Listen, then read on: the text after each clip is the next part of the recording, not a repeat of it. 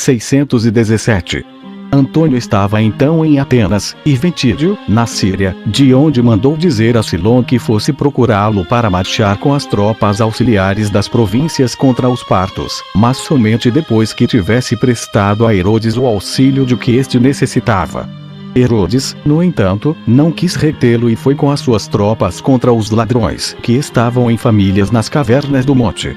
A dificuldade era lá chegar, porque os caminhos são muito estreitos e cercados de rochedos pontudos e precipícios que impedem subir até lá quando se está ao pé do monte e descer quando se está em cima. Para remediar essa dificuldade, Herodes mandou fazer caixas amarradas a cadeiras de ferro, que eram descidas da montanha por meio de máquinas. As caixas eram cheias de soldados armados com alabardas, para ferir os que lhes opusessem resistência. A descida era muito perigosa por causa da altura, e os que se haviam escondido nas cavernas tinham abundância de víveres. Quando as caixas chegavam à entrada das cavernas, um soldado armado com espada, escudo e vários dardos agarrava com as duas mãos as cadeias às quais a caixa estava presa e lançava-se por terra. Se ninguém aparecia, ele aproximava-se da entrada de uma das cavernas, matava quantos encontrasse a golpes de dardos, fisgava com a alabarda os que lhe queriam resistir e precipitava-os do alto dos rochedos. Entrava depois na caverna, onde matava mais alguns, e em seguida voltava para a caixa. Os gritos espantavam os demais e os faziam desesperar da própria salvação. Mas a noite obrigou os soldados de Herodes a se retirar, e ele mandou avisar que perdoaria a todos os que se entregassem. No dia seguinte, começaram a atacar do mesmo modo, e vários soldados saíram das caixas para combater a entrada das cavernas. Lançaram-lhes fogo, sabendo que dentro havia grande quantidade de matéria combustível. Numa das cavernas havia um velho escondido com a sua mulher e 7 filhos, os quais, vendo-se reduzidos a tal extremo, pediram-lhe permissão para entregar-se. Em vez de a conceder, o velho pôs-se à entrada da caverna e matou-os um a um, inclusive a mulher, à medida que tentavam sair, lançando os corpos do alto do monte. Depois lançou-se ele mesmo, preferindo assim a morte à escravidão. Antes de se precipitar, porém, fez 1000 censuras a Herodes, dizendo-lhe palavras ofensivas, embora o príncipe, que o avistava, fizesse sinais com a mão, a indicar que desejava perdoá-lo. Assim, todos os que estavam nas cavernas foram obrigados a se entregar, porque não podiam mais se esconder nem resistir. 618. O hábil Herodes, depois de constituir Ptolomeu governador do país, foi a Samaria com 600 cavaleiros e 3000 soldados de infantaria, com o intuito de combater Antígono. Ptolomeu saiu-se mal nesse cargo. Foi atacado e morto por aqueles que antes haviam perturbado a Galileia. Eles fugiram em seguida para os pântanos e outros lugares inacessíveis, de onde devastavam os campos. Herodes não se demorou muito em castigá-los, pois veio combatê-los e matou uma parte deles. Apoderou-se dos lugares para onde os outros se haviam retirado e matou-os também. Destruiu em seguida esses lugares e condenou as cidades a pagar uma multa de 100 talentos, cortando assim as sublevações pela raiz. 619. Os partos foram vencidos numa grande batalha onde Pacoro, seu rei, foi morto. Ventídio, por ordem de Antônio, enviou Maquera ao rei Herodes com 2 legiões e 1000 cavaleiros. Antígono subornou Maquera com dinheiro, e assim, embora Herodes tentasse impedir que ele fosse procurar Antígono, Maquera para lá se dirigiu, sob o pretexto de observar o estado das forças. Mas Antígono não confiou nele, não somente se recusou a recebê-lo como mandou atacá-lo. Então ele reconheceu a sua falta e foi para Emaús. Cheio de cólera, mandou matar todos os judeus que encontrou em seu caminho, sem indagar se eram amigos ou inimigos. Esse proceder de Maquera enfureceu Herodes, que foi a Samaria resolvido a procurar Antônio e rogar-lhe que não mais lhe mandasse tal auxílio, pois causava mais mal a ele que aos seus inimigos, e ele muito bem o poderia dispensar, porque se sentia forte o bastante para combater Antígono. Maquera veio procurá-lo no caminho e pediu-lhe que ficasse ou pelo menos lhe cedesse José, seu irmão, para juntos fazerem a guerra a Antígono. Assim, eles reconciliaram-se, e Herodes acedeu aos pedidos de Maquera, deixando-lhe a maior parte do exército, sob o comando de José, ao qual recomendou que não se arriscasse nem se indispusesse com Maquera. 620. Em seguida, Herodes foi com um corpo de cavalaria e de infantaria procurar Antônio, que sitiava a cidade de Samosata, situada sobre o rio Eufrates. Encontrou em Antioquia um grande número de pessoas que também queriam falar com Antônio, mas não se atreviam a se pôr a caminho para continuar a viagem porque os bárbaros, espalhados pelas redondezas, matavam todos os que lhes caíam nas mãos. Ele os tranquilizou e se ofereceu para lhe servir de chefe. Já estavam eles há 2 dias em Samosata. Os bárbaros, que se haviam reunido em grande número para atacar os que iam procurar Antônio, só saíram de sua emboscada quando os viram atravessando a planície. Deixaram, porém, passar a primeira tropa de Herodes e atacaram com 500 cavaleiros a que veio depois, onde ele estava em pessoa. Puseram em fuga as primeiras linhas, mas o príncipe atacou-os tão violentamente que ergueu a coragem e o ânimo dos seus, fazendo voltar ao combate os que já haviam desistido da luta. Ele dizimou a maior parte daqueles bárbaros, atacando-os até reconquistar todos os despojos e os prisioneiros que eles haviam feito. Continuando a viagem, derrotou outro grande número de bárbaros, que estavam nos bosques próximos daqueles campos com o propósito de se lançar sobre os viandantes, e matou grande quantidade deles.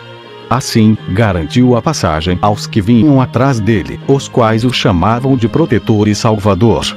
Aproximando-se eles de Samosata, Antônio, que já soubera como ele havia derrotado os bárbaros e do auxílio que lhe trazia, mandou o que havia de melhor em suas tropas para recebê-lo com honras e demonstrações de alegria.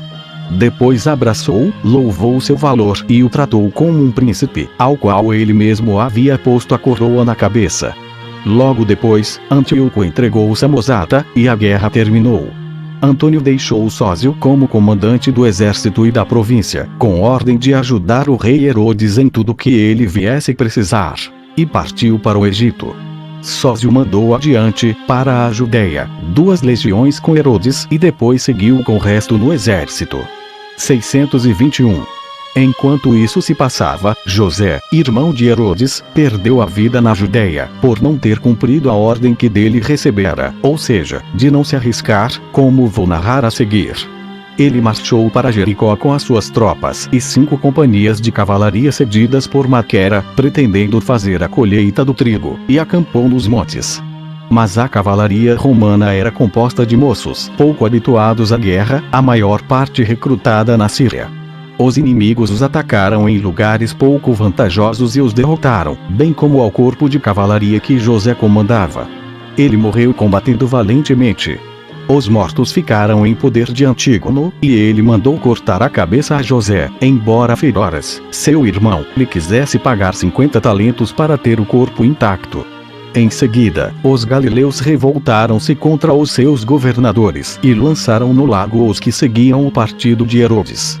Vários outros movimentos de agitação rebentaram na Judéia. Maquera fortificou o castelo de Gedi. Herodes soube de tudo quando estava no arrabalde de Antioquia chamado Dafne e quase o esperava, por causa de alguns sonhos que tivera, os quais previam a morte do irmão. Assim, apressou a marcha ao chegar ao Monte Líbano e tomou 800 homens do país e uma legião romana, com os quais foi a Ptolemaída, de onde partiu na mesma noite para avançar contra a Galileia. Os inimigos atacaram-no, mas ele os venceu e obrigou-os a se encerrar num castelo, de onde haviam saído no dia anterior. No dia seguinte, pela manhã, foi sitiá-los, mas uma grande tempestade o obrigou a se retirar para as aldeias vizinhas. A outra legião que ele havia recebido de Antônio veio unir-se a ele, e o medo dos sitiados os fez abandonar o castelo durante a noite. Como Herodes estava impaciente para vingar a morte do irmão, avançou rapidamente para Jericó, onde conversou com os maiorais da cidade. Apenas os convidados se retiraram para as suas casas. A sala onde se realizava o banquete desabou, e todos imaginaram que Deus tinha um cuidado particular de Herodes, pois o livrara por milagre de um grande perigo. No dia seguinte, 6.000 inimigos, que haviam descido dos montes, encheram de espanto os romanos, e seus filhos, perdidos, atacaram-nos a golpes de dardos e de pedras.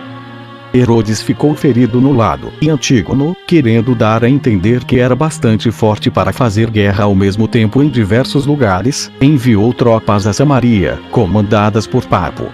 Porém, Maquera a enfrentou, e Herodes, por sua vez, tomou 5 cidades, matou cerca de 2.000 homens que nelas estavam como guarnição, incendiou-as e se voltou contra Papo, que estava acampado em Esanas, para onde vários se dirigiam, tanto de Jericó quanto da Judéia. Logo que Herodes soube que os inimigos eram tão ousados que se atreviam a combater, atacou-os e os venceu. Inflamado pelo desejo de vingar a morte do irmão, perseguiu-os, matando sempre até uma aldeia.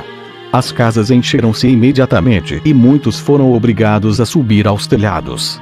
Esses logo foram mortos. Depois os tetos foram removidos, e viram-se então onde estavam escondidos todos os outros, os quais de tão apertados não se podiam defender. Foram mortos a pedradas, e não houve em toda essa guerra espetáculo mais deplorável, pois causava horror tão grande quantidade de cadáveres. Esse feito, mais que qualquer outro, abateu a ousadia dos inimigos, porque os fez perder a esperança de um êxito favorável.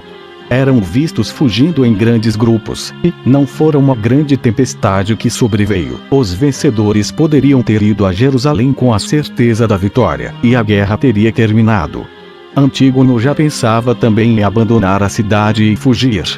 Quando chegou a noite, Herodes deu ordem que se servisse a refeição aos soldados. Como estava extremamente cansado, retirou-se para o seu quarto, a fim de tomar um banho.